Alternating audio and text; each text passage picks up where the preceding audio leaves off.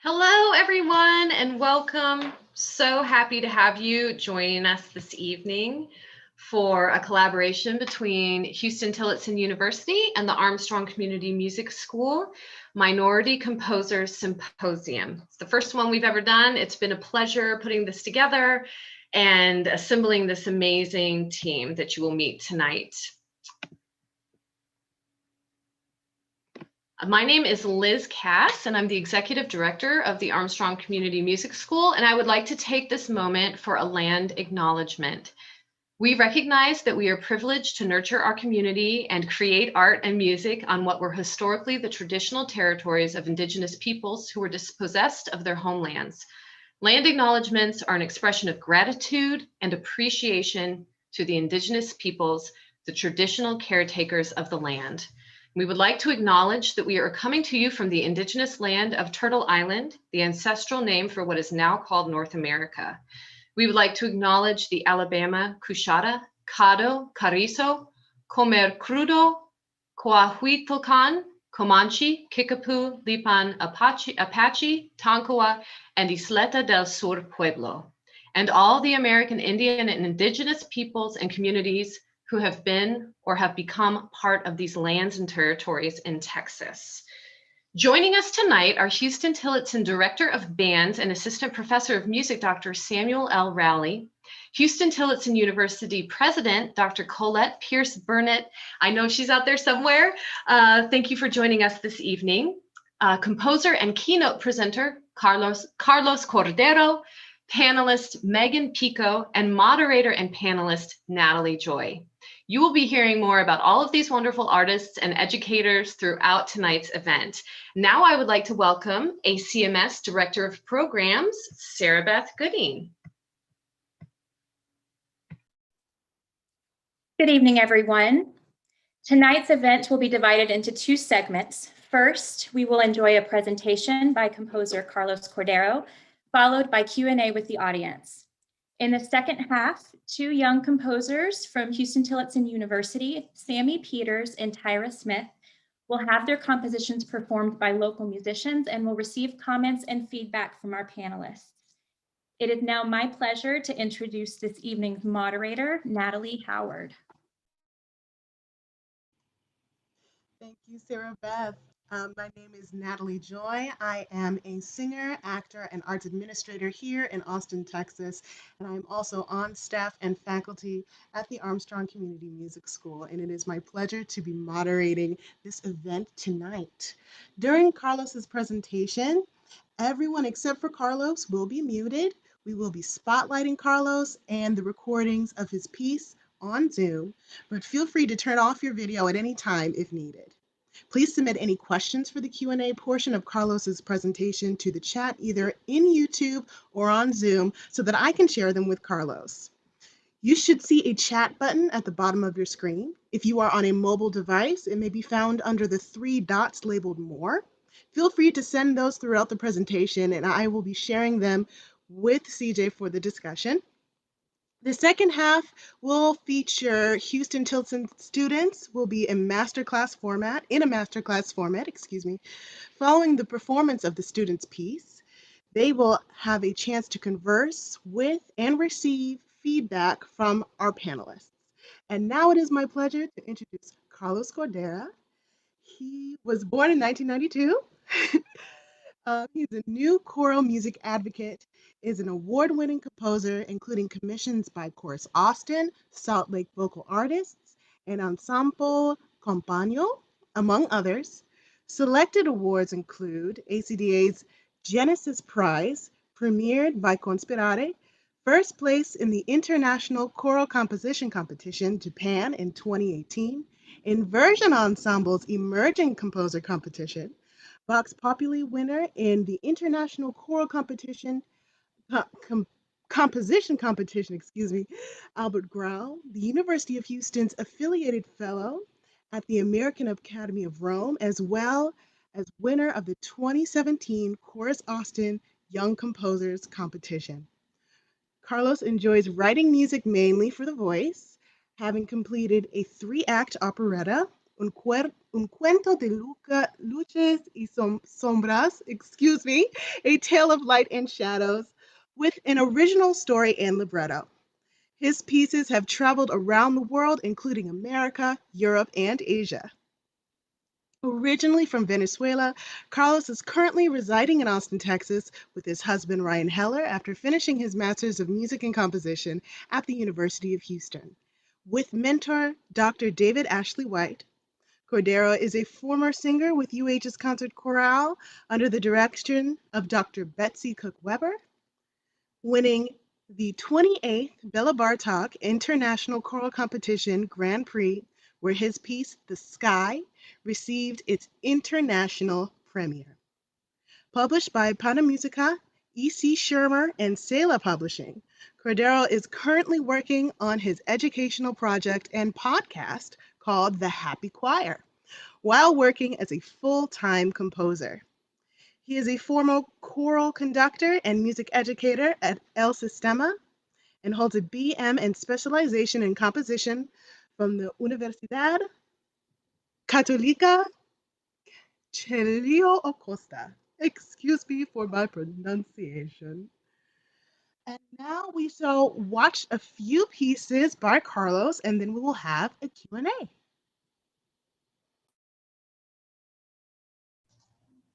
Hello, everybody. Can you hear me well? Perfect. Okay.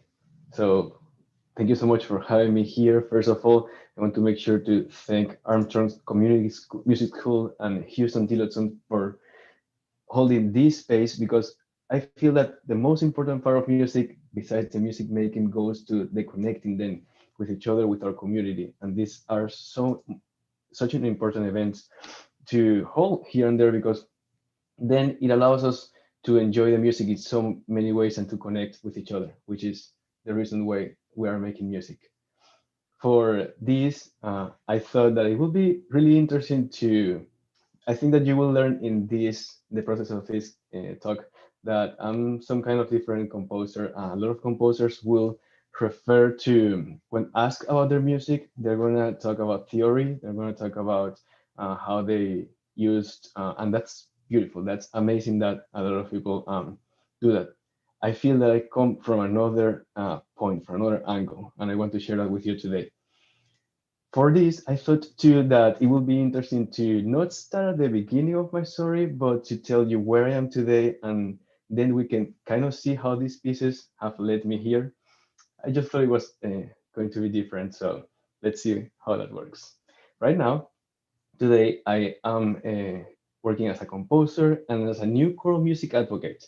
That is something that I'm developing little by little through my program, the Happy Composer Commission Project, and many other activities. Being a new choral music advocate, it's really a passion of mine, because, and sometimes things that I'm working through, the thoughts just come by. So, for example, this is a phrase that I'm still trying to figure out myself, because it's not only that I want to share my music, but I want to also be an advocate for other people that are making music. And that's why it's so awesome to be here today with you, because I get to be part also of other people connecting with others. That's something that I feel really passionate about. I'm also the creator of the Happy Choir, and I'm trying to figure out, this is also something that I'm currently working on. I'm trying to figure out how medicine connects with choral music, how that comes together. More on that later when I find out. It is also important for me, since we are in challenging times right now, so much uncertainty happening, to share with you that I'm also taking it day by day, one piece at a time. And it's even more important for me to share it. Sometimes it's just a measure at a time. There's not a really a way of dealing with this that is the correct way or the wrong way, because we're all learning from what's happening right now. Some composers, referring specifically to composers, some went into work mode and did a lot of work. Some others stay silent. And both of those worlds are beautiful, and I feel that they're valid, because both have their way of learning through this. We're processing things. So I just thought it was important to share with you that for me, for example, I worked here and there in new pieces, but a lot of part of me dealing with these times of uncertainty was to ask myself a lot of questions, to, as I always do, listen to a lot of music. One of the most difficult questions that I often am asked is, what music do you listen to? What's your favorite artist? I can name you. It's so difficult for me to name one because I listen to so randomly to music. And I feel that something that I've learned through my career as a composer is that I thrive in that randomness. I feel that it fits me, and that was important for me to learn. Sometimes at the beginning of my career, I thought this is something that it's on the way of what I'm doing. And that was difficult to handle because I wanted to, even though I'm very organized, and that's something that when I'm teaching, I encourage everybody to find a way to organize and to find your process to make something happen, because it gives you more structure, but also embracing that other side of how random things can be sometimes. There's beauty there. So when I think about where I am today, I could not have predicted of everything that has happened. It's been amazing how I've been able to connect through choral music, which is my ultimate goal, and it's been beautiful to see that work, to see that happen. One of the things that it all started with a Kyrie. I wrote 2013, I think it was, a Kyrie for me and my friends to sing, and we got to premiere in choral workshop where the composer Beatriz Corona got to also conduct it. And she was kind enough to approach me. And this was one of the pieces, the first pieces that I wrote. And she told me, you can do this. You can be a composer. And in that moment, I didn't know really what to feel because, first of all, I didn't know I could. So that was something very amazing to me. And the composition came to my life as a teacher. Actually, I was studying for being an opera singer, I'm a tenor, and I was working at Conservatorio de Música José Luis Paz at my city in Maracaibo. And when I hear these words, I thought, I can be a composer, what? And that was very interesting for me because I enjoyed the process of creating something new. I loved choral music, and I didn't know that I was going to specialize in choral music, but it sounded amazing to be able to create on a daily basis. And then that Kyrie somehow turned into an opera. And that it's a whole explanation that I'm not going to go in tonight because I want to focus on other pieces. But basically, I took the melody of the Kyrie and just created an opera somehow. And that was that was my exercise. That was the way that I tried to work on my thought of, can I be a composer? And by doing this, I enjoyed the process. I saw how the work would be, and it was amazing to then decide to go through this path.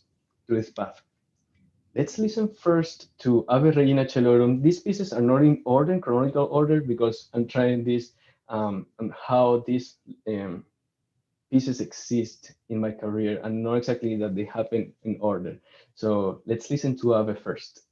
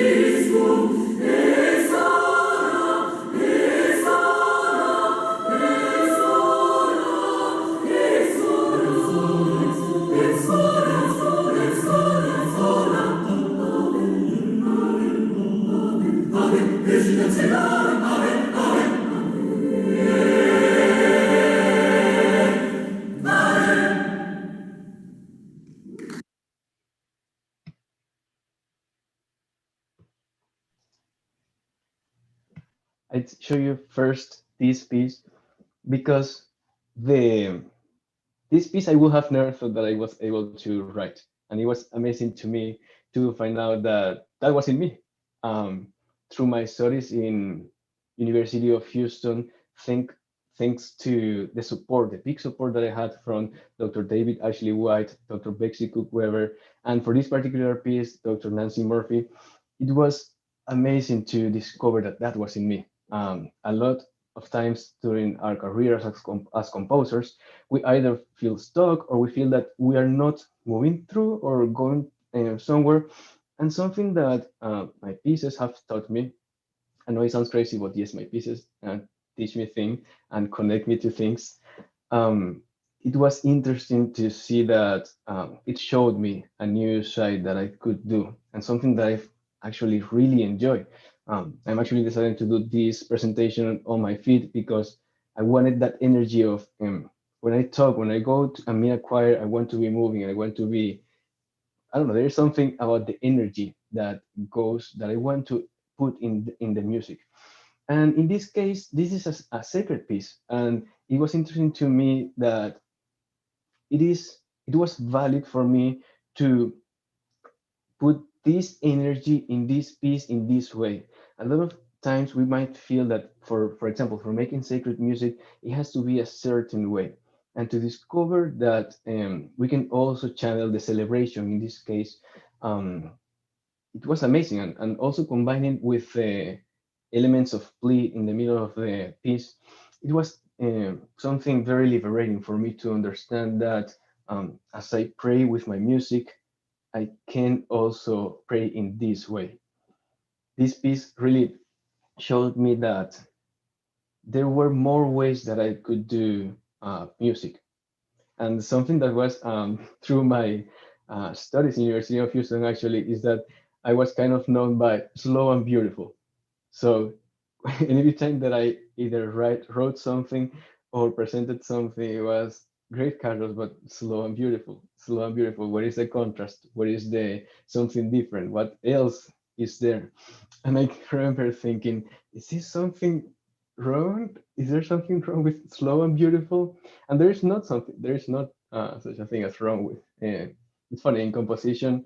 Really, we can the piece it's ours to do, but it was interesting to discover that there was more than the things that I was resorting to, and to be able to explore these things was amazing. And it was amazing to have the support of all the departments to do it.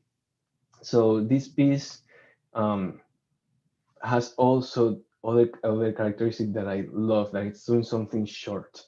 I've always, as a composer, kind of question myself because they can say pieces have to be long, they have to be 10 minutes, they have to be 15, you have to expand your music, your what you're saying. And I love miniatures. This is not a 10 seconds piece, though I love those too, but it's quite short, and I really like those statements too.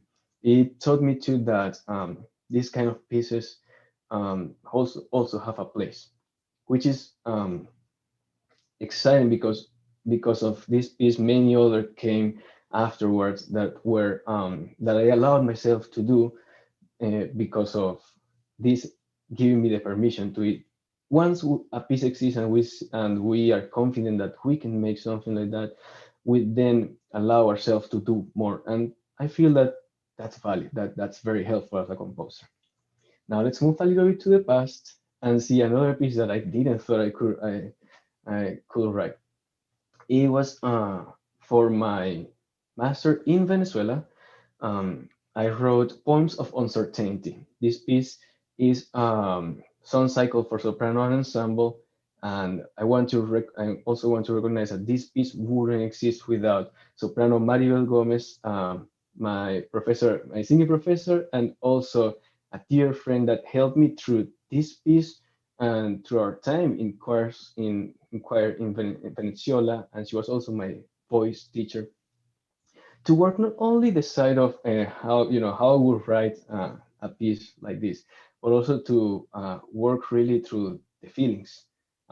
We as composers think a lot about working through our theory, working through how our chord progression, our structure, etc. You name it. There are so many things that happen in a piece that are really, really important. But we also need to work on our mental health, our time, how we express our emotions. So many things go into our pieces that we don't realize, and that's something that has been beautiful to discover through, as I develop in my career, because as we see all of this, when you realize that all of this made it to the piece, then you think, well, really, there's nothing that I can leave out of the piece as long as I am allowing to.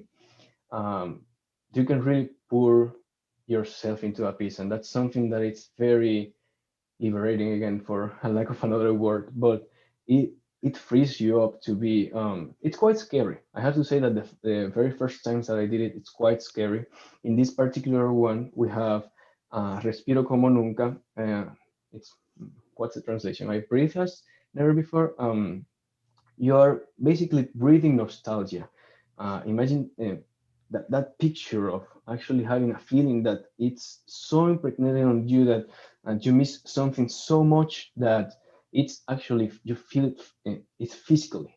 In this piece, I created a program where a woman is lost in the sea, and in this particular place, she is on a kind of a table on just lost in the middle of the sea, and there's a storm, and she really collapsed. So let's listen to Poems of Uncertainty, Respiro como nunca la nostalgia.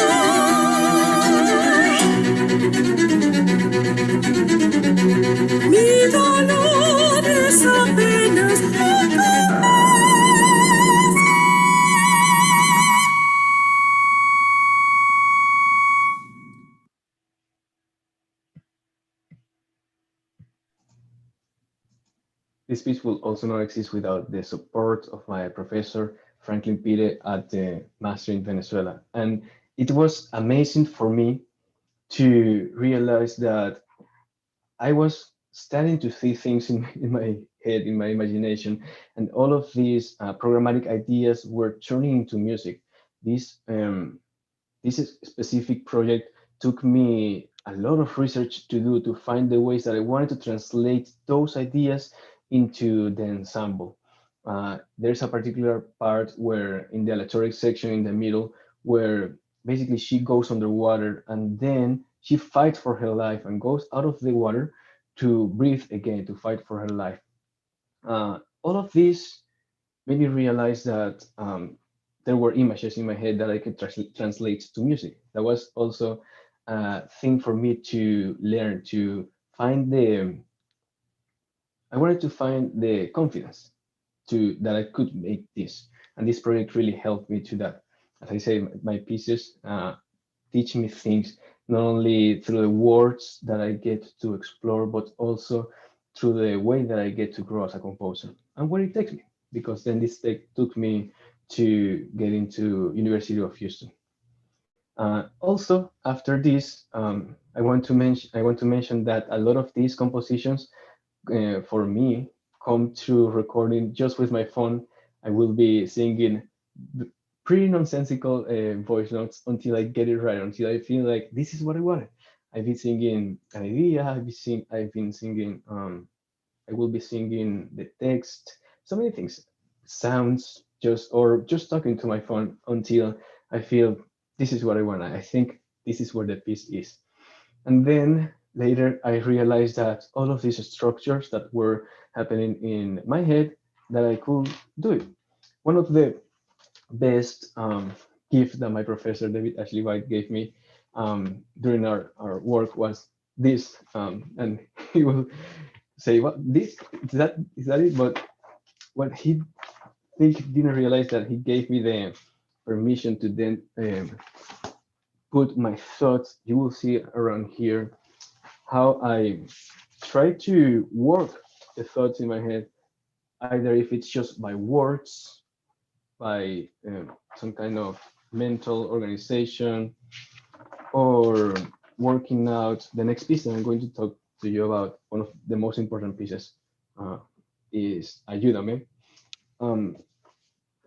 This is what I mean when I say in the randomness I feel is where I thrive, because as you could see there, I show it to you very fast, but as you could see there, most of them were so different.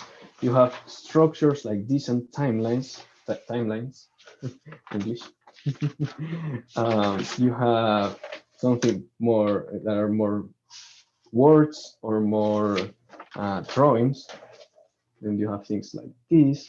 It's in the exploration of those different structures and way of making music that I feel that I grow, that I find what I want to say.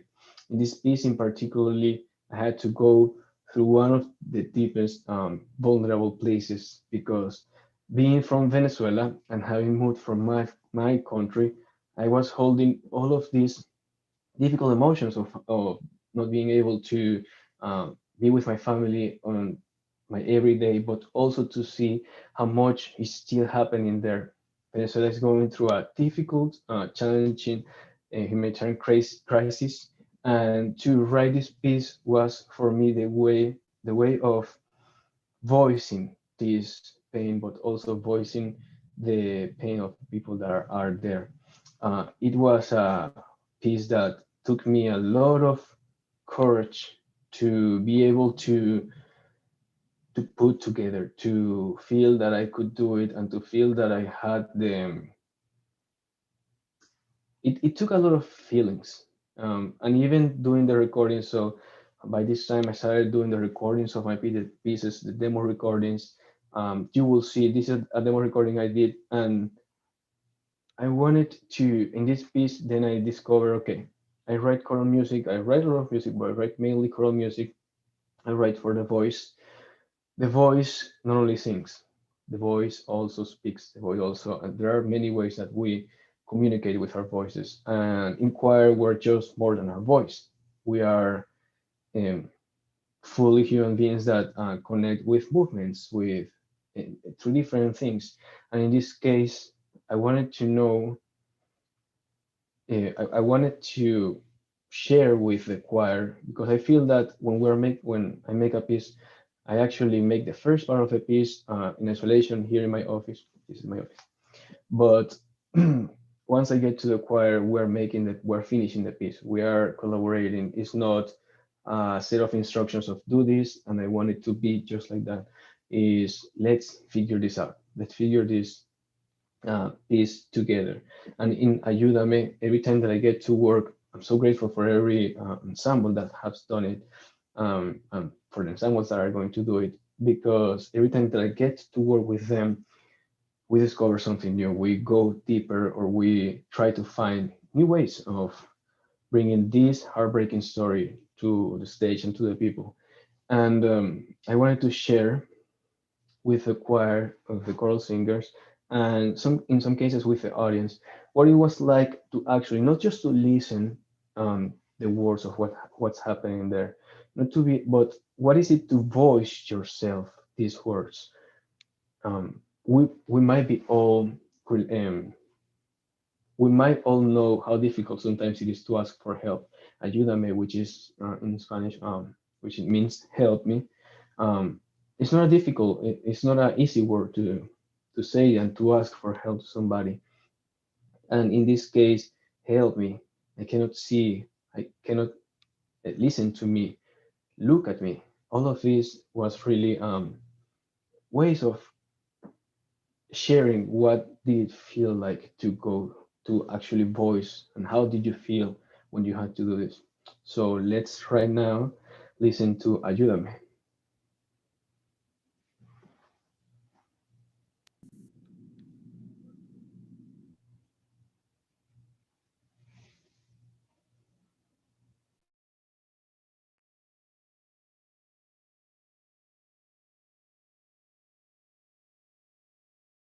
Mírame,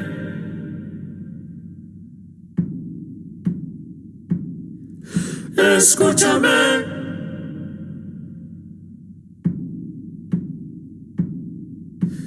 mírame, escúchame, mírame, estoy sufriendo, mírame, estoy sufriendo, mírame, estoy sufriendo, mírame, estoy sufriendo, mírame, mírame, escúchame, escúchame, mírame, mírame, escúchame, escúchame.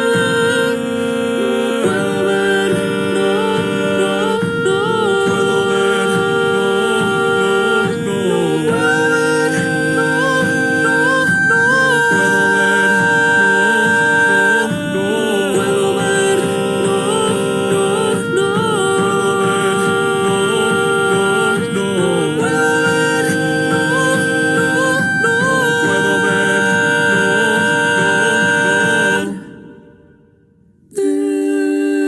tengo hambre, tengo hambre, tengo sed,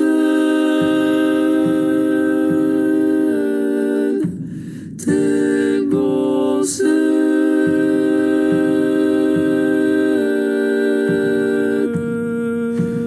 hambre, tengo hambre, hambre, tengo hambre, hambre, hambre, hambre, hambre, hambre.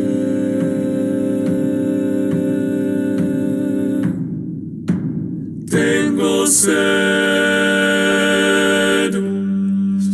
Escúchame. Tengo sed. Estoy sufriendo. Tengo sed. Tengo hambre. Tengo sed. Tengo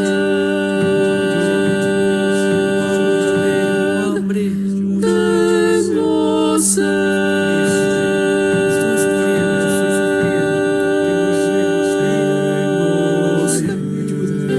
Estoy enfermo. Mírame. Estoy enfermo. Estoy enfermo. Escúchame. Estoy enfermo. Mírame. Escúchame.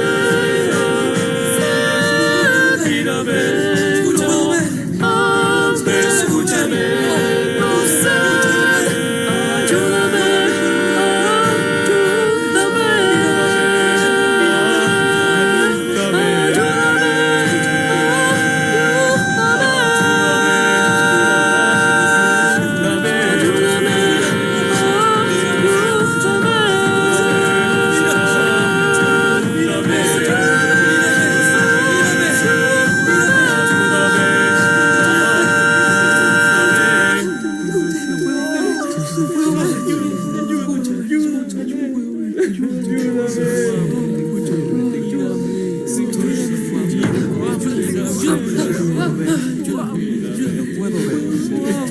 puedo ver. Estoy sufriendo. Estoy sufriendo. Estoy sufriendo. Estoy sufriendo. Mira, tengo sed. Estoy sufriendo. Estoy sufriendo. Estoy sufriendo. Mírame. Mírame.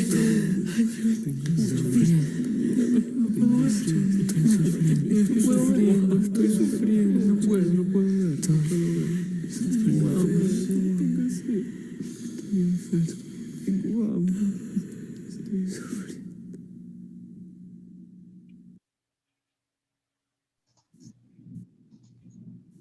And it is still such a difficult piece to listen to, because I know all the feelings that went through creating it, and I know how vulnerable I was. It was a different vulnerability. It was really close to actual home. So it's just it is always difficult to go through this piece. But I know that every time that I feel this way, every time that I feel this kind of deep emotion and deep emotional connection with it, I know that I did what the piece asked from me. Talking about pieces that wouldn't be here without the help of other people, because something that I've realized is that we go all in with who we are as a person. Our music reflects a lot of times places of our characterization, our personality. And it is interesting to see how you might do a musical gesture because the way that you were raised, or you will choose a text just because of how you learn to do X or something or Y. It's amazing to see how our life really merge with our musical output, and it is interesting to just let it. It is difficult. It is something that it's really vulnerable, but every time that I let myself be the person that I am with my pieces, I feel that I am true to them, and they allow me to give me more feedback. They speak to me in different ways. One of the ways that I've learned is that the way that I was raised by my mom and dad, the love that they show me, the love that my husband Ryan Heller shows me, it goes through my pieces in many ways. And in this last piece that I'm going to share with you, through this pandemic and the challenging times that we are going through, that came into the conversations that I have had with Julie Flanders. She's a dear friend and an amazing poet whom I had the honor to win the ACDA Genesis Prize with. And thanks to this commissioning prize, we created a piece called Holding Our Breath. And in this piece, it was amazing to see how many conversations we had about the pandemic, about our feelings, our emotions through it, on how the world, the happenings in the world, and everything that was surrounding us, and how much we had to hold on to the things that were there for us, our family, our friends, our community, ourselves, even to learn to acknowledge the silence and to learn to see ourselves as also somebody you can spend time with. It was amazing to have all of these conversations and to create a piece that allows us to metabolize all of what was happening. In holding our breath, it was also amazing how we connected from amazing collaboration with Julie into then collaborating with Conspirare, with Craig Hella Johnson, and with Anne McNair to create with Conspirare a premiere of this piece that reflected this piece shows the how the world was very moved from everything that was happening, and how we are seeking hope, how we are then trying to find that conviction that we can move forward without acknowledging that we've gone through something really challenging and that we didn't know how to handle, but acknowledging that we were changed thanks to it, and learning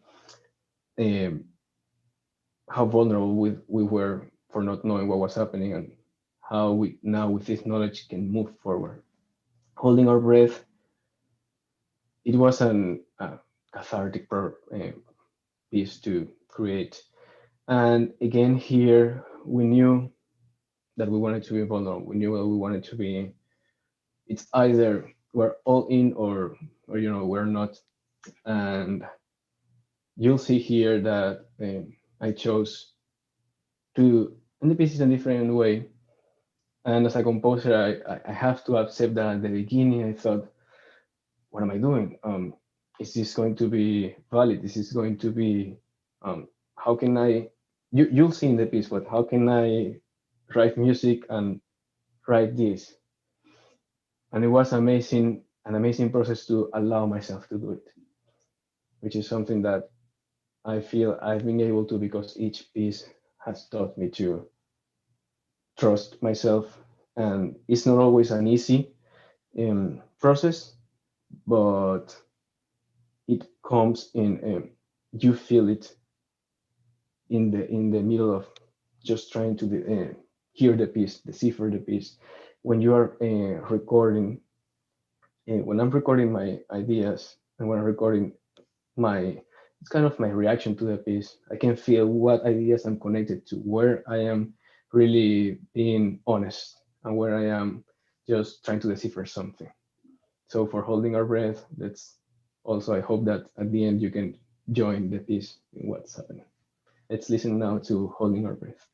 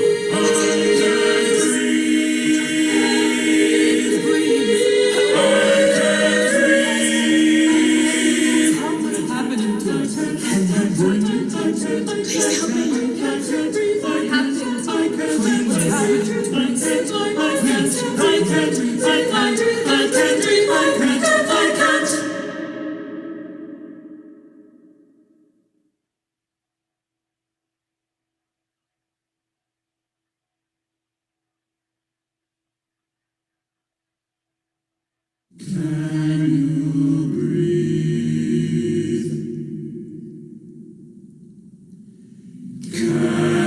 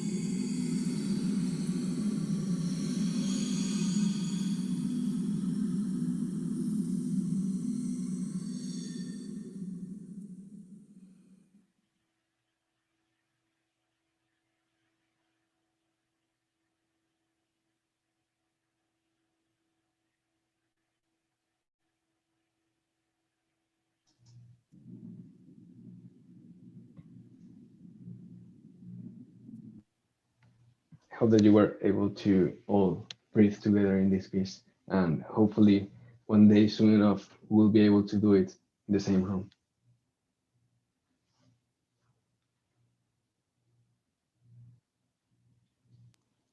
Thank you so much, Carlos. That was incredible. Now is the Q&A portion. So hopefully we've got some questions. I'll just wait a little bit Hopefully for I have some some questions answers. to pop up, and then I'll relay them over to you. I have a question as we're waiting for our audience's mind to percolate a little bit. What is your favorite part of your last piece?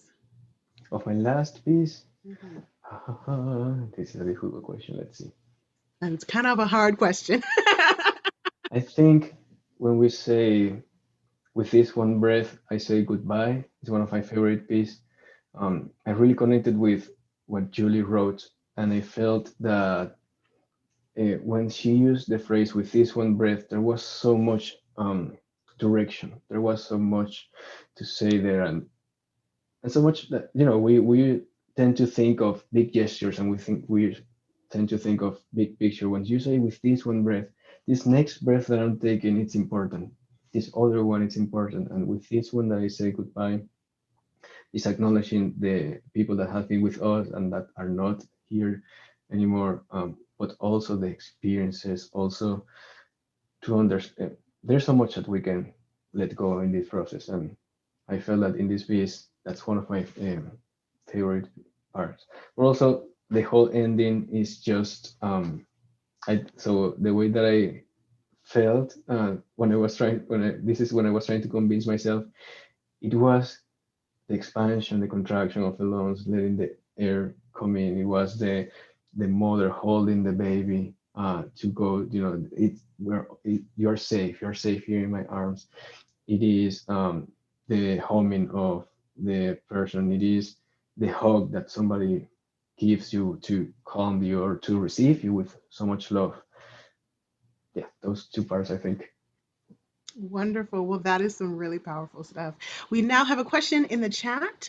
It reads, you talked a lot about mentors. What advice would you give young musicians and composers seeking mentorship? It's a really good question. It can be difficult sometimes to find mentorship, and this is either this is kind of a little bit of talk in out there in the world, not in university, but out there in the world, maybe because of financial, maybe because of people's schedule, it might be really difficult to find. I would say, first of all, try to find somebody whose music speaks to you, or somebody who organization or way of working speaks to you. No, we don't always have to have a professor with whom I think I want to use music. We connect 100% with, but we want to find somebody that we can work with, right? So it's kind of a lot of people sometimes say it's like dating, right? You try to find a match until you feel comfortable working with somebody, and feel uncomfortable too, because they're going to challenge you. They're going to challenge you to grow and to find to expand as a composer. I will say, first of all, try to find the people that you feel a connection with, and email them. Try to find a connection with them. Is there a friend that knows them? Is there a professor that knows them? Can I just approach through an email, through a contact site in the website? Yeah, get past. I know it's difficult. Get past of that shy face, and try just to email and see, and just come up honestly. Hello, my name is, and I would like to learn. Can we speak about an option that we can work together, or do you know somebody who can teach me or help me? And somebody will respond. And if not, let me know and I can connect you with you. Our next question, this one's kind of a fun one. What is on your composition bucket list? Oh my God. Okay, so my composition bucket list, I think it goes very long, and it goes very random too. So stay with me because I want one project that I'm looking forward to do that is also very emotionally difficult is called The Longest Day of My Life. I go into details probably later, but this is an extended work. I've always wanted to also try an extended work. As I was saying, I love miniatures, but I also want to explore the extended works. And in this piece, we're talking about gun violence, and it is such a difficult subject to go emotionally through. The Trapanese did this letter called "The Longest Day of My Life" um, about the school shooting and in Texas, and it's really just so raw and so vulnerable. And it's been on my table to do for a long time, and I think this is the time now that I feel I can go with it, go to the project and exist with it. It's gonna be, I know that it's going to be a challenging time, and it does affect me emotionally, but I'm hoping that I can really bring this piece to the stage, to our presence, because it's very important. On the other side, then when I talk about randomness, it's because in my bucket list is also I want to make a piece about avocado. I love avocado, and I feel like it's a very fun word. I've been writing. I didn't mention here, but I've allowed myself to write pieces about peanut butter, and it's one of my favorite pieces. Um, it's about for peanut butter, but avocado, aguacate. It's in Spanish, aguacate, and I want to address their translation. I come from these two worlds, English, Spanish, avocado, aguacate, avocate, aguacado. That's how my brain sometimes works. I am Spanish, English, Spanish. Sometimes French, sometimes so. But I want to make this piece because I feel that it's going to be a really fun one and really good experience for choirs to also know that we can have fun. The music, choral music is so dynamic. Those are two of the ones. That sounds like a lot of fun, and it sounds delicious. Avocados are delicious. Oh All my God, right, yes. next question. You said you listen to a little bit of everything. As a composer who focuses on choral music, are there particular choral composers who you find inspirational? This is very difficult. I'm gonna say that um, it is inspirational to always find that in different composers you will find something different. You will find something unique to them, and that's refreshing. It is difficult to name just one because of the fact that I listen to so many. I can tell you that for a long time I was listening to this composer, and then now I'm just listening to this one, and then I listened for like five different ones, and I try to find one that I didn't know before. There are so many. Um, I find also very inspirational just to see specifically what subjects they're treating, not only their music, but what text they're setting, who are they working with, how are they setting those words. It's just interesting to learn from them. I will say that I find very inspirational to. I've been working with composers through my Happy Composer Commission projects, and I find them inspirational. They are people whose voices are unknown. All of our voices are unknown for a lot of people, right? But to get to work with these composers that most of them I didn't know before, and to see them create a piece from nothing to okay, let's explain to me what do you envision for this piece? How do you want to bring this program to life? To see that process is inspirational. Wonderful, wonderful. Um, Here's another question we've got in the chat. When you were writing the last piece that we just listened to, did you consider any influence from the movements during the summer of 2020 about George Floyd, since the poet's words echo his last words?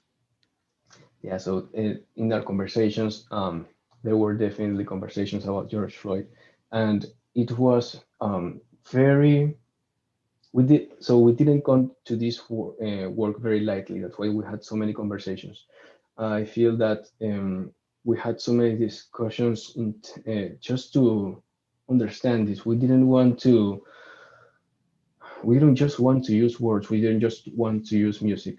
We wanted to understand what we were doing, the responsibility on doing that.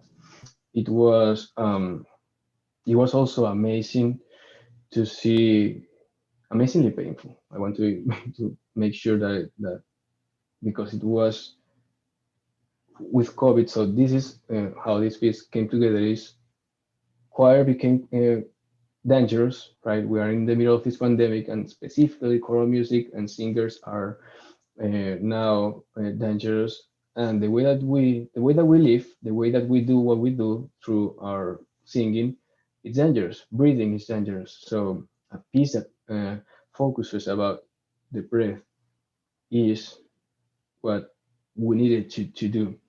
And it was so painful to see that this was also related with these words. The I can't breathe, it's right there. It is everywhere in the world, the people that are dying from COVID. And we didn't come to this lightly. It was really a process. Thank you for that. Do you tend to write lyrics or melodies first, or is it some combination? That's awesome. That's some question. It depends. So mostly, I usually always have the text first, but you will find in my phone random melodies sometimes, or I will just use previous texts and set them to music, and then try to find another text that I can write to this text, and that's just kind of an exercise for me to go through. It's usually text first for me. I feel that as composers, we really have a job to bring this text to the audience through music. I like to understand that music is the language, is a way that we communicate, but we have to be able to appreciate the text. But it's really fun to then let loose and do something else first, or combine a little bit. Wonderful. That's very interesting. And I think we do need to start moving on. And our last question is a great one to wrap up. Where can we find you? Where can we follow the Happy Composer Project? Where can we support you? Thank you so much. It is www.thehappychoir.com. There you can find all of the information. You can follow me on Facebook, or my email, composer.cordero@gmail. Also find me in social media. We can talk there. Send me an email. Follow me there. Wonderful. Thank you so much, Carlos. This was such a lovely introduction to your music and your beautiful self. And now I'm going to send it back over to Liz for the next half of our program. Thank you, Natalie, and thank you so much, Carlos. We're going to switch gears here, and I'll be sure to put that information for Carlos, how to follow him and his work, in the description on our YouTube channel, the description of this event. So that'll be included. Thank you so much. We're going to switch gears. So Carlos is going to become a panelist, and it's my pleasure to introduce our other panelists. Natalie is also going to become a panelist now, and Megan Pico. And so I'd like to introduce Natalie first. Natalie Joy is a full lyric soprano, actor, and vocal music teacher based in the Austin area.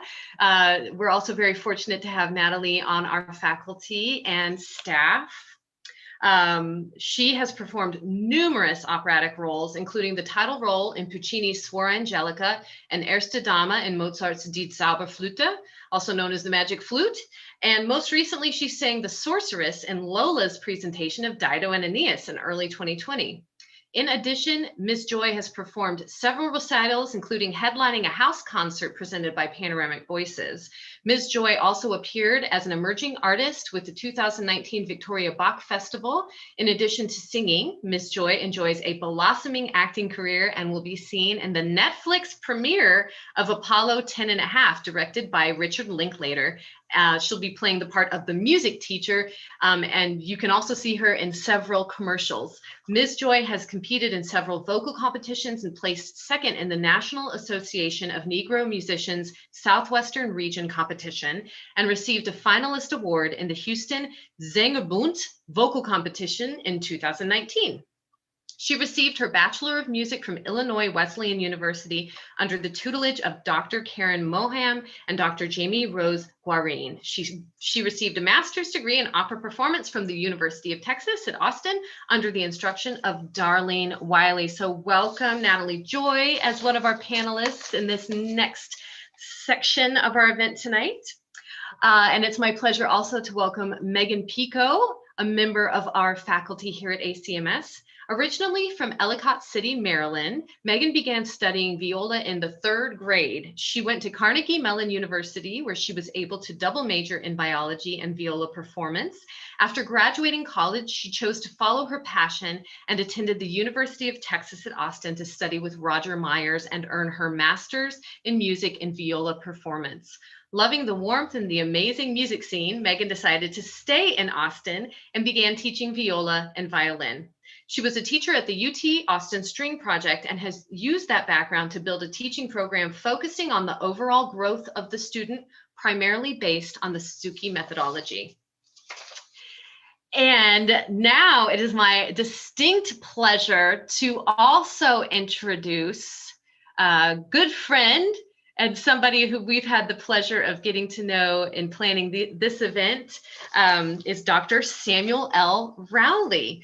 Dr. Rowley is currently serving as the Director of Bands and Assistant Professor of Music at Houston-Tillotson University in Austin, Texas.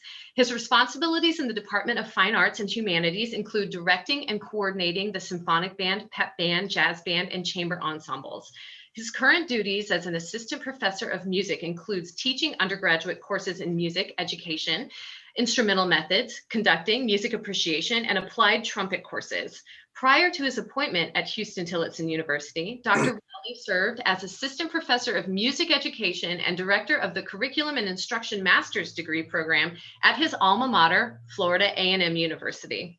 His duties included teaching undergraduate and graduate courses in music education, graduate level conducting, research methods, curriculum and instruction, and coordinating all aspects of the graduate music education program in the Florida A&M University College of Education.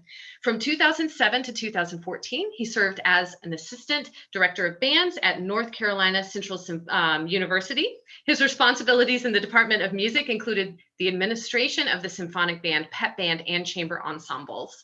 In 2011, the North Carolina Central University Band became the first historically Black college and university band program from the state of North Carolina to perform at the prestigious Tournament of the Roses parade in Pasadena, California. Dr. Rowley also served as the chapter sponsor of the Zeta Sigma chapter of Kappa Kappa Psi, NCCU chapter of Sigma Alpha Iota, and the North Carolina Central University Collegiate National Association for Music Education chapter. Prior to his appointment at North Carolina Central University, Dr. Rowley served as an instrumental music educator in the Atlanta-DeKalb County school system for 2 years. He helped develop the Southwest DeKalb High School and Chapel Hill Middle School into one of the finest band programs in the country. His bands at Southwest DeKalb High School and Chapel Hill Middle School received straight superiors at Marching Band, Concert Band, Jazz Band Festival every year that he was director. In 2006, the Southwest DeKalb High School was also one of 12 bands that were chosen to participate in the prestigious Tournament of the Roses parade in Pasadena, California.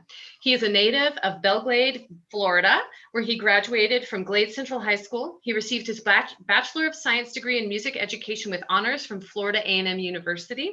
He also received a Master of Music Education with an emphasis in instrumental conducting with honors from the University of Illinois at Urbana-Champaign.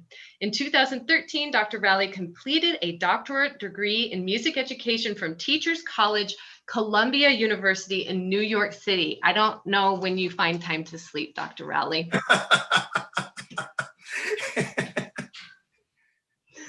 Still asking myself that same question. So it's my pleasure pleasure to turn this over to you and to have you introduce your wonderful students. And I will encourage our audience members to turn up their microphones. We recorded these pieces safely and socially distanced in our parking lot. And so the volume's a little low, so you can crank up your speakers to enjoy these pieces. Well, thank you, Liz, for that amazing introduction. On behalf of our university president, Dr. Colette Pierce-Burnett, and the entire faculty, staff, and student body at the oldest institution of higher learning in the capital city, Austin, Texas, Houston-Tillotson University, I would like to thank the Armstrong Community Music School for partnering with the Department of Fine Arts and Humanities at HT in hosting this landmark event. Our students in the MUSI 4319 music composition course has worked extensively hard this semester and learning the nuts and bolts of the scoring, orchestration, and creativity process. And you will have an opportunity to hear two of our talented students' original compositions in just a few minutes. Our first student composer is Samuel Peters.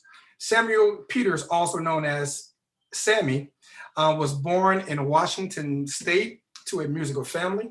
His mother taught him to sight read, and his father taught him improvisation in style. He moved around every few years while his father was in and out of the military and never really settled as a child.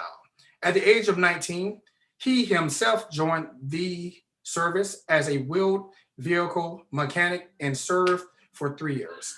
First in Camp Humphrey, South Korea, then in Fort Hood, Texas. Thank you very much, Sammy, for your service. Upon his discharge, he moved down to Austin and worked as a mechanic and truck driver while still pursuing music part-time until one morning, he woke up and made a change. He quit his truck driving job with no notice at 4 a.m. That's amazing that you still remember the actual time that you quit your job. And committed to being a full-time musician. For 3 years, he tried to make a living, scraping by and barely eating, until at the age of 27, he knew he had to make a change. He enrolled in the music degree program at the Austin Community College, and several years later got his associate degree in music. He is currently working on his bachelor's degree in piano performance at Houston-Tillotson University, where he is studying piano performance with Dr. Stephen Berneman. And he also intends, upon graduation, to go on to study jazz piano at the Sibelius Academy in Helsinki, Finland. Everyone please enjoy Sam's composition entitled Cliff Dancer.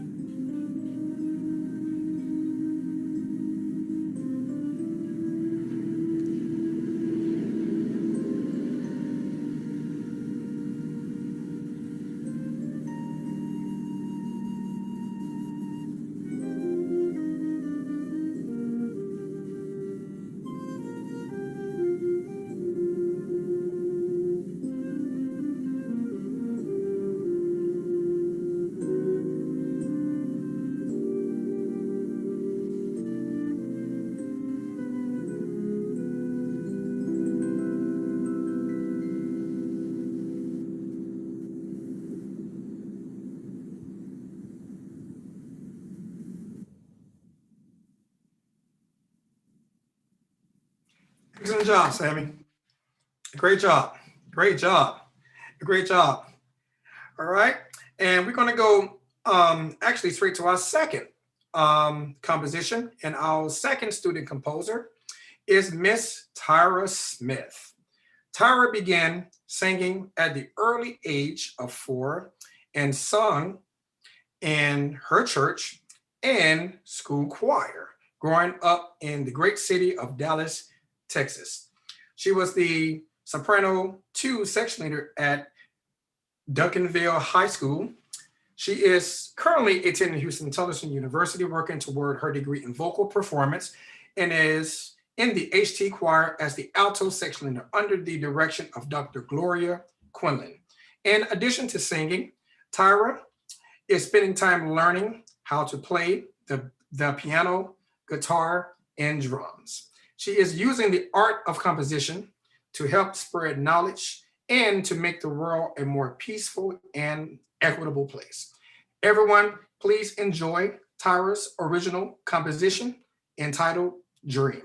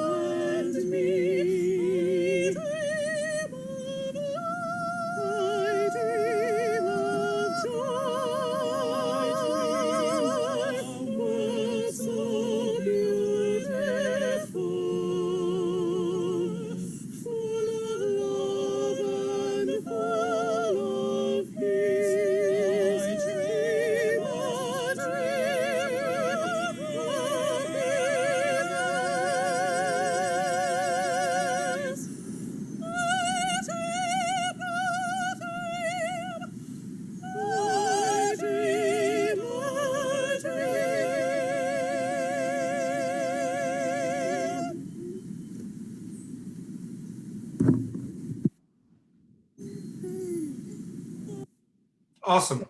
A beautiful piece. Beautiful piece. All right. Thank you to both Sammy and Tyra for those beautiful compositions. And now I will turn the virtual stage back over to Liz.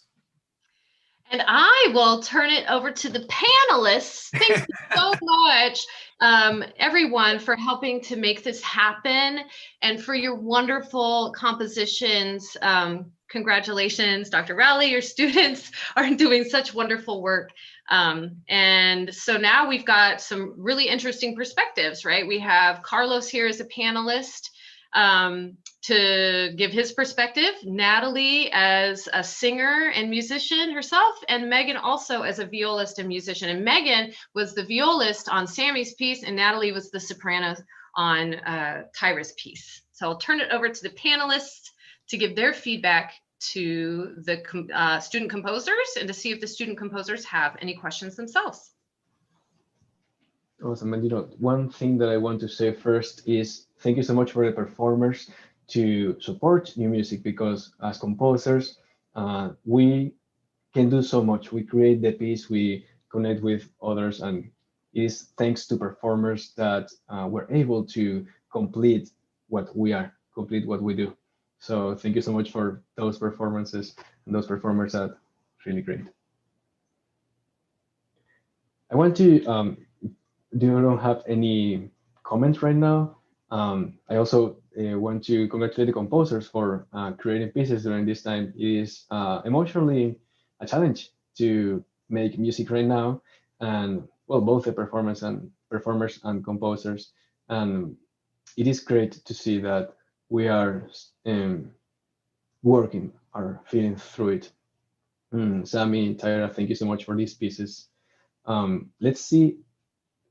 So Sammy, I have for your particular piece, I want to start there since it was first. It is interesting to see that I was just having the experience right now that this piece wouldn't exist in this way if it wasn't because of the pandemic. There is something beautiful about having to record it socially distant, to be in the place that you are.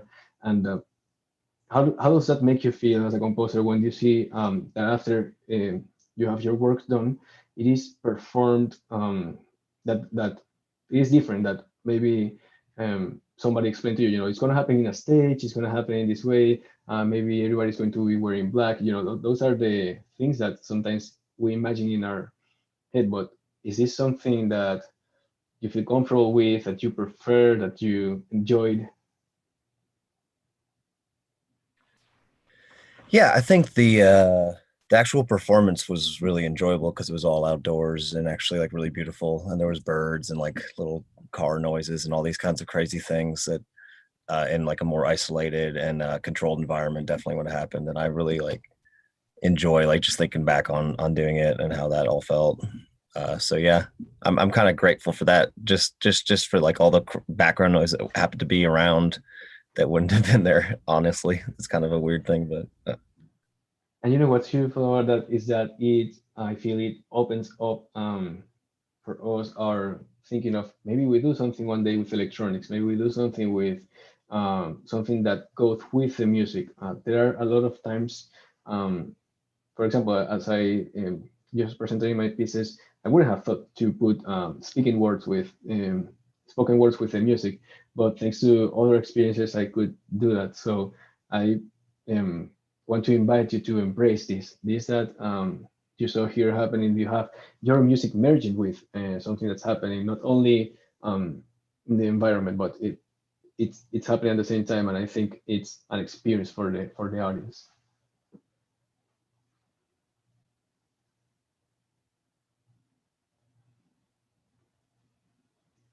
For Tyra, it was really enjoyable to see that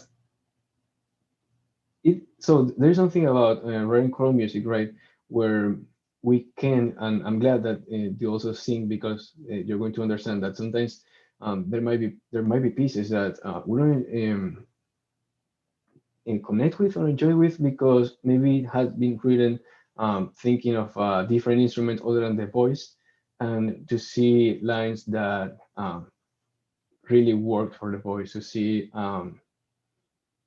the evolution of the piece as it went through. It is both enjoyable. I always usually when I'm listening to music, I take my composer hat and audience, and it's really enjoyable to see this. And thank you so much for thinking of the singer, thinking of them as singers, and not just approaching them as I'm going to write music for you, but giving them actual meaning to their lines. Is this something that you thought about as you were writing it? Is it something that came naturally to you because you sing? I'm interested to know. Well, growing up at Duncanville High School, we sang a lot of mixed voice pieces. I was in the a cappella choir. So we sang Eric Whitaker, and that was part of my inspiration for it, like the layering. And I know I wanted to give each person a piece of the song. So not everyone singing the same words at the same time. I want everybody to stick out and have their moment. And yeah, that's where I got my inspiration from. And I do sing soprano and alto when I'm needed. So I really wanted soprano to really be out there. That's awesome. And I particularly enjoyed, please let me know if somebody wants to talk because I might be talking too much. But I really enjoyed the pairing that you did. So something that I think about when I'm writing is I see ensemble, mostly choir because I do mostly choir, but I see ensemble and I start to think who can play with whom. So we have, for example, here 4 voices. Oh, I can do a 3+1. I can do a 2+2. I can do a 1 against 3. I like to think of these pairings. I can do, soprano, bass, and then do alto and tenor. I just like to see this as blocks, as way that I can do combinations, as much as what's the name of this that we put together, the blocks that that we put together to make castles and stuff when we were kids. I like to see the composition process of I'm building something with pieces, building a puzzle in this case. But yeah, I don't remember the word for the little blocks, but I like to see them as the piece go through. I can see how you're thinking of those pairings, and that was really nice. Thank you so much. Even the music that we're singing in choir now, a lot of that came out when I composed this piece, because when I compose, it's more of if I hear it in my head and I put it down on paper and I play it, I can start hearing a full choir, and then I'm like, okay, let me write this down. It's like I can hear each individual part and where I want them to go. So thank you so much. Something that I will encourage you to do, since we have the performers, you can try to email them or reach them and discuss your piece. So this is something that it's very valuable for composers to not only work with the composers before and during the performance, but after you can actually talk to them and say, hey, can you tell me please honestly, there is no don't take it personally. It's gonna feel personally because of course it's your music, but take it as a learning process. How much did you enjoy the line? Where did you struggle? What was the thing that you were looking forward when you did the piece? Is there a part that that really spoke to you? What pairing did you enjoy? Those things just to see, and each performer will give you different feedback. But just to see what was their view of your piece. The same for Sammy. You have the performers you played with. You can ask them as well, not only technique-wise, but also something that I like to remember when I write for instruments is that instruments are played by people. We're actually playing, we're writing for the instruments, we're writing for the people that play the instruments. And that's something that I always like to ask and discuss with the performer, especially when I'm writing to somebody that I know. I will just sit down with them and it's like, okay, what are we going to do? Is this more close way of writing? Because I feel that as we composers bring things to the mix in our piece, each player also bring their own personality, their own experiences in life through their sound, to their music. And in this case, to see how your piece spoke to them, what part they connected with emotionally, technically, you name it. You can ask, and they will lead you in whichever way they want to talk. Because, as I said, for example, I normally speak emotionally, and then theory comes after. A lot of people will tell you, oh yeah, the second here or the double stop here was tricky, or this was perfect. Just listen to them, and that will be very valuable to learn this is like the post learning of your piece. Does that make sense? Yes, it does. I like it when it makes sense. And I think you've set it up perfectly, Carlos, because our other two panelists, Megan and Natalie, got to perform these pieces. So Megan, do you have some feedback for the group? Well, actually, I'd like to start with a question for Sammy. What inspired you to pick this orchestration? Because flute, viola, and piano is not something I see often. Honestly, I really like the way that the viola sounds, and violins to me sometimes are a little shrill and like really intense, and that's not kind of what I was looking for. And then the flute was, I thought it would be like a good thing to kind of echo it. So that's kind of how it formed originally. It was like, oh, okay, I want to kind of have this viola sound, and then I also want to have something accenting it, which at the same time, like the flute had as much like emphasis as the viola in the actual piece, but that's kind of how it began, if that makes any sense. Okay, awesome. And then I guess secondly, when you were describing the inspiration for the piece, you described it as like a sort of a siren, like Odyssey sort of situation where a sailor gets lured to his death by a woman dancing along the cliff. For that, like, what like instrument gets which part, or were you even thinking along those lines, or just sort of like everything comes together as a whole piece, I guess? Does that make sense? Yes, it does make sense. I think I was thinking more along the lines of like the melody itself is more of a representation of like this movement that's happening. And so like the melodies kind of happening from these different instruments. And so sonically it sounds different at times, but it's like all kind of like representing the same thing, I guess. So like, yeah, it's all coming together as one in my mind.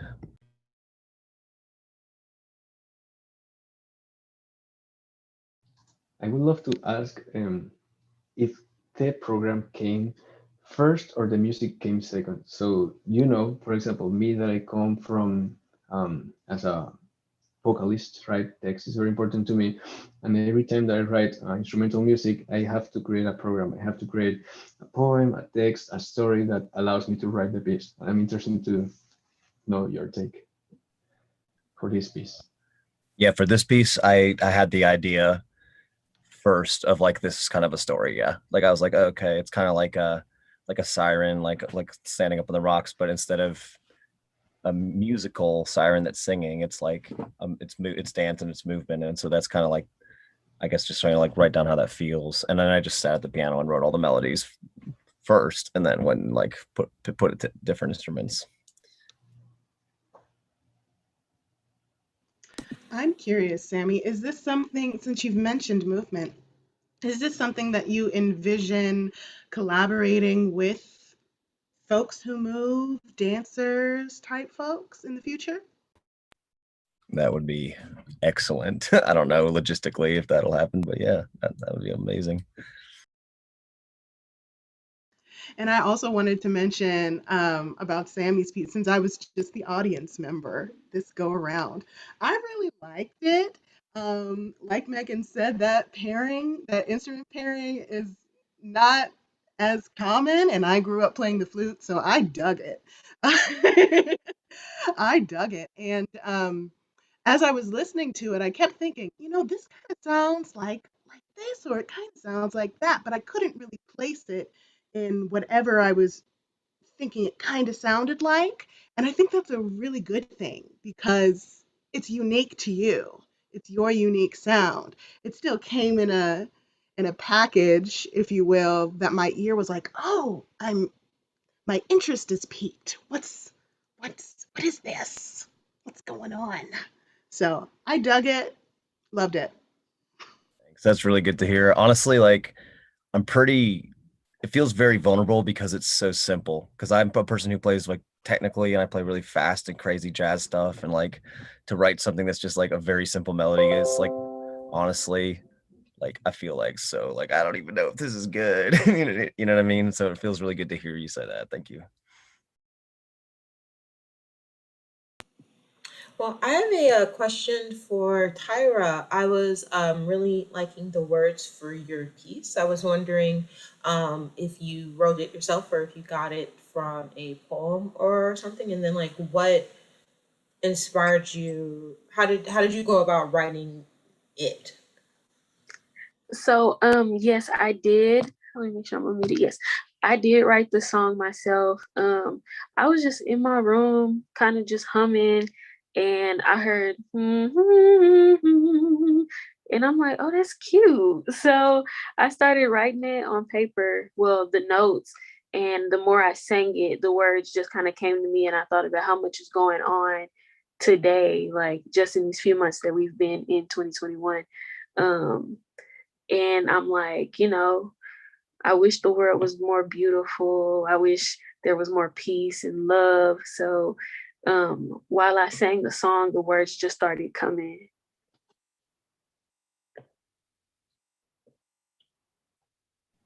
I love that, and that is something that sometimes we don't allow ourselves to do. We can see it's somehow that we think that when we're writing classical music, then we are in this box, right? And it's completely out of that box. It is, you can merge songwriting, you can bring playing, you can bring anything that really works. And I love to hear that that's the process that happened with this piece, because it really allows you to go where you want to go with the piece. It really frees you up from, okay, I have to pick a text and I have to set it to music and it has to be this way. It changes the process, and I love that. Thank you so much.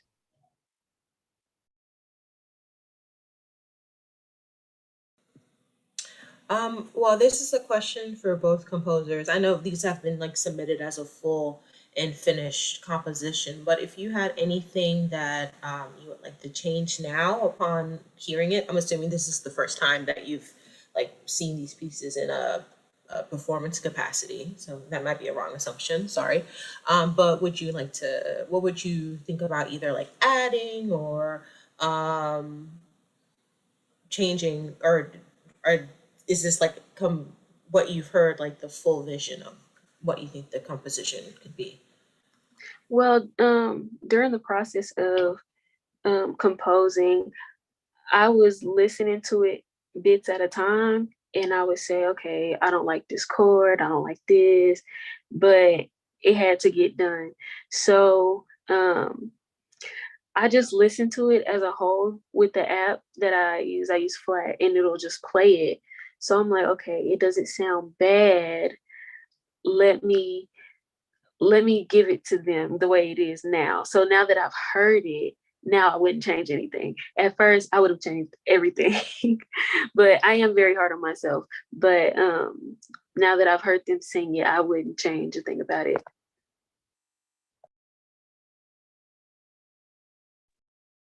I think if anything, I would just want to add like more, because it feels like the beginning of something and that would have a lot more music to it, if that makes any sense. I feel like I'm pretty happy with how it came out. I might tweak little tiny things, but at the end, it's just like I would like to have like 10 or 20 more minutes of music that are related to it, and it could be like the introduction to a larger thing.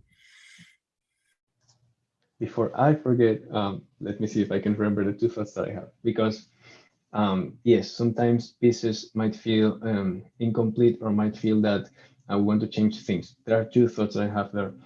One, sometimes I like to leave the pieces as they are, because they teach me that exactly. They reflect the person that I was in that moment and the things that I did in that moment, and that there's something beautiful there to see that. But also, a lot of things that I like to do and do sometimes in the pieces is that you can hear bits of my pieces in another one, and it's kind of their way of connecting with each other. There was once I wrote a piece for band for a competition, and it's a piece that I really love, but I could never hear it live. And that piece transformed I took the motive, and that piece then became Nate Turbe, a piece for choir. The motive, it was just a way of connecting these two pieces. One allowed me to do the other one. And I completely understand what you're saying. Sometimes we can hear in the piece, either it's an introduction to something else. You can use it as, for example, I said in the beginning, I did a Kyrie, and then that basically became somehow the opera transformed into the opera. I will encourage you to think, okay, this is the piece. How do I respond, or how do I use this piece to create something to expand this idea? And let me see if I can write. I have a paper here. So you might feel, so this is your piece, right? You can either put something new at the end, right? Or you can divide your piece into sections where you then create things, right? So you have your piece, right? And then you can, oh, there's a, you can add something at the end or at the beginning, but also you can see your piece as expandable thing. You can grab the first section and open it, and then the second. It's like doing zoom. You know, when you have a picture and you do a zoom in the picture, zooming into one part and see. Let me see if I can zoom into one part and see what else you can say for that. Then zoom in into the second part, and then you can see what else. You see, there are so many ways that we can treat the piece to create something else. My first semester in university here, I said I have to write an instrumental piece because I'm also an instrumental composer, and I really suffered writing that trio.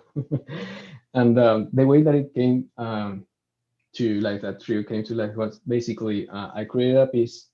Then my professor told me, okay, there's more to say there, and I literally just kept expanding sections and expanding sections until I felt the piece was there. So maybe what you're feeling is that you can make that, use that as an inspiration for your longer piece. Does that make sense? Yes, it does. That's great. Thank you. Of course. The other thought that I had is that you both have these ensembles, right? SATB and flute, viola, and piano. I will also challenge you to think of what other mediums these pieces could speak in. That is something that I often do when I have the time, of course. But to imagine what other combinations my piece can work on.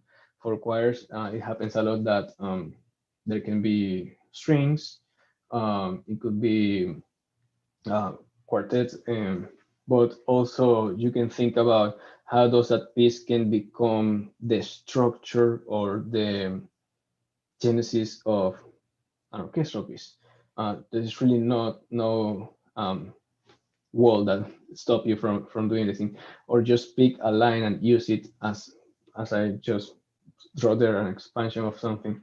But when we get to, so we have a finished piece, and when we get to, let's say, adapt that piece to, let's say, SATB, we adapt it to SSAA, right? You are going to come to challenges, right, regarding range, regarding where to put the piece, who to assign what. Those are going to teach you a lot of great things. Even if it's just for your own learning, the process of adapting a piece and seeing if it works on another ensemble is going to teach you a lot of, you will have to research probably, you will have to listen with a kind of different ear, but also it will allow you at the end, if it works, you have another piece that you can also, another piece, not the same piece, but another ensemble that you can share. In the case of the instrumental flute, viola, and piano, I remember once, I don't remember which piece was, but I tried to do, try to adapt some of my instrumental pieces, and for some of them it really worked well, and I was able to connect with more performers as well with the piece that I had created, because I was able to work the piece in a way that it still felt, it didn't feel that pressure to the instrument. It wasn't just just play it, and if it doesn't sound great, it doesn't matter. No, it really worked. So even just the process of doing it, it's very rewarding and frustrating sometimes.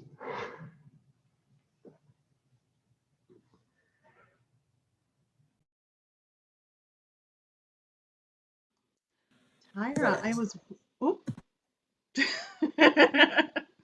um, what was I saying? Tyra, want to talk about your piece?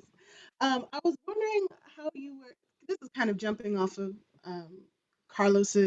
one of Carlos's points, but I was wondering if you were envisioning this piece to be sung by the small ensemble that we were, or by a fuller choir.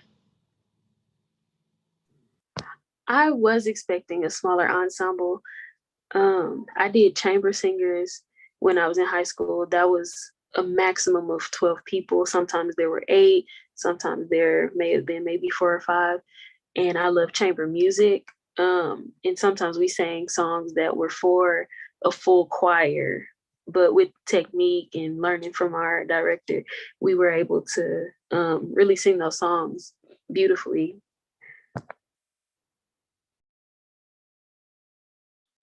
Okay, so for both composers, do you have any composers who you look to for inspiration, or even directly, do you know like who directly inspired you to write these pieces?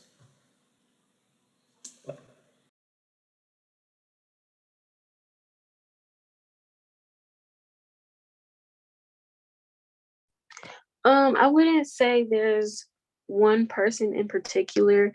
For me, I think the different styles that I've heard would inspire my compositions, from people who write Negro spirituals to any form of music. I did music history. We were learning music from the Baroque period. Like, this is just one piece that the melody kind of came in my head and more came with it. Like, I just started hearing each part, but there's a lot of other tunes from different genres that I haven't completed the pieces, but I've started them on paper. So it's multiple genres of music that has influenced my composition. I think for this one in particular, I mean, I listen to like everything, like so many things, but the kind of things that I was channeling, especially with the flute and the electric piano kind of combo too, was like some of these like Hermeto Pascal, like that jazz guy from the like 70s that he played with Miles Davis and a bunch of stuff, but he did all these like crazy Brazilian music. And also even kind of like thinking about like some of Frank Zappa's instrumental stuff and like just these like weird instrumentations and how they all layer on top of each other. But this was kind of like maybe an afterthought. It wasn't like I was like thinking like I'm gonna write something based off of those things. It's just things that came into my mind as I was doing it.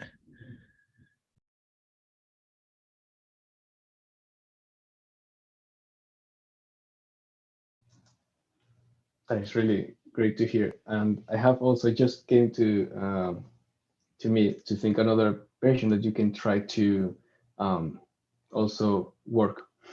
For Tyra, you can think of your piece for soloist. You can try to work the piece for solo voice and piano, solo voice and strings.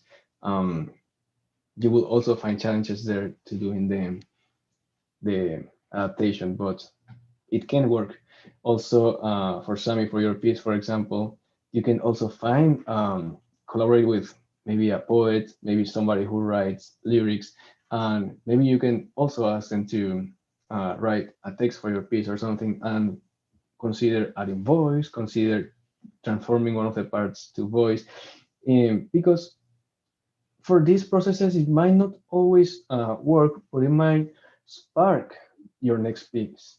You might find the path for either doing something else, or it might just work, and it might be an amazing opportunity that's there too. one of my pieces. I have never listened to it in the version that I created, but it was for mixed choir, and it's actually the piece that allowed me to be here with you today. It's one of those rare ways of how composition works in your life, and that piece, which I almost didn't make it to the deadline to send the piece to the competition, was the way that I actually came the first time to Austin because I won a competition, and that's just that piece was the catalyst for everything that happened later. That piece, 7 Seconds of Love, I adapted to solo voice and strings. I'm yet still to hear it in that version, but during that process, I learned a lot to how I could then. It gives you a lot of flexibility as a composer. You start to think, what things can I leave in? What things I need to change, or can I allow myself to think about this piece in a different way? Thank you so much. And I will definitely take consideration to what you said. I appreciate it. Sort of in line with what Carlos was saying, do you guys have a dream ensemble who you would like to perform your pieces? Like for Sammy, I could think of a group like the Eighth Blackbird or something who would be a good fit. Not like very knowledgeable about choirs in the area for Tyra, but do you guys have you ever thought about something like that? I have not, but maybe that's something I should start looking into. That sounds like a good thing to have awareness of.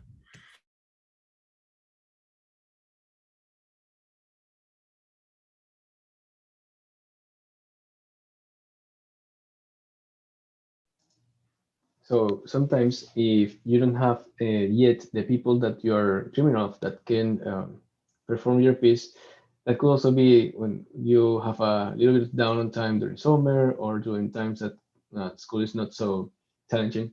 Uh, Grab a piece of paper or open a document and start researching out there, you know, who would you feel really drawn to collaborate with. Write down those names, write down those the ways that you see that you can connect with them. Do they have a summer program? Do they have an email that you can send them? Do they have a call for score? A lot of ensembles do call for score competitions, and those are going to be the first places where you can reach out to them. But just by having this list, you are already putting something in motion. You have some direction that you think you might want to go. And whenever you hear these names, you're gonna get excited. You're gonna think, oh, I can connect with them. Maybe they're coming to town. Good thing that we live here in Austin, where a lot of great musicians come, um, and you can find them right here. Sometimes you're looking online and you see they're in Austin. What I can ask maybe meet for a coffee and let's create a project together. So just by writing those names, you'll start to your mind will start to think, how can I connect with them? In terms of choral groups in Austin, there are quite a few, a little more than you would think, actually, on the professional side and on the paraprofessional side, the vocational side. Um, for example, Panoramic Voices is a group made up of volunteers and then some paid singers as well. And they very often, every year, in fact, perform works of artists who are also local Austin artists. And they're not just choral folks, they got rock bands, indie bands, do a little bit of everything. If you're looking for, maybe some individuals, there are a lot of Facebook groups that you can write into and say, hey, I need, a soprano, a bass, and a tenor and an alto. Don't want to leave y'all out. To do X, Y, Z, this, that, and the other. And more often than not, people will jump on it because people just want to sing or just want to perform or just want to make some great art. So there are a lot of Facebook groups you can search. So the internet is your friend, and there's a lot of opportunity here in Austin. And what's awesome is that, as you said, yes, there will be a lot of no's, but there will be a lot of yeses, that people will be just excited to create something together and to trying to put a meaningful experience for the audience. So I will say we often think that we cannot reach to somebody else, but it just takes honesty. I feel that a lot of times people might feel what's the word I want to use, aware, or I don't know, it feels weird because there's no connection. But if you honestly approach them, this is me and I am a composer, I would like to create something that speaks in this subject and talks about this. Would you be interested in collaborating with me in this project? Or reach out to somebody, and maybe somebody that you know, or somebody, a friend of a friend, and say, is there something that you're looking forward to create? Do you want? This is something that doesn't happen a lot, actually. Composers sometimes approach performers with an idea, but what if we could also feel comfortable to approach performers and say, what do you want to create? What do you want to say? For example, I could ask you, Natalie or Megan, what is it, something that a subject that you would like to create something with? And if you have something that you feel that you want to speak at this moment, that you want to put in a video, in a performance, something, there's a collaboration potential there. There is, I feel, that as collaborators, we are all creative, right? So we all bring, it doesn't have to be a one-way street, and that's what's the beauty of collaboration.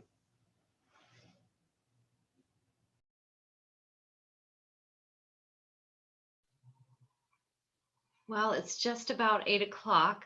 Are there any other comments from anyone before we start to wrap it up here? This has been such an amazing experience and such a pleasure to be here with you all tonight.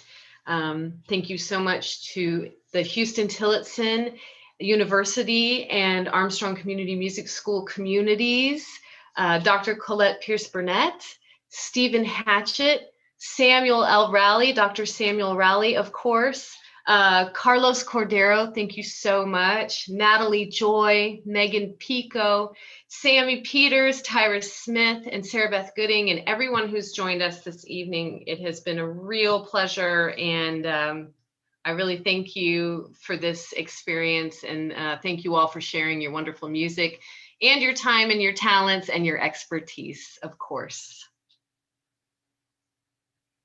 Wishing you all a wonderful evening, and I hope that we all continue to be in touch and take care of each other and continue to make wonderful music. Thank you. This has been amazing, and you could have said it better. Yes. Thank you. Thank you so much, Liz, for everything. Indeed. Thank you. And hopefully this is the first of many collaborations. Yes. Have a wonderful night, everybody.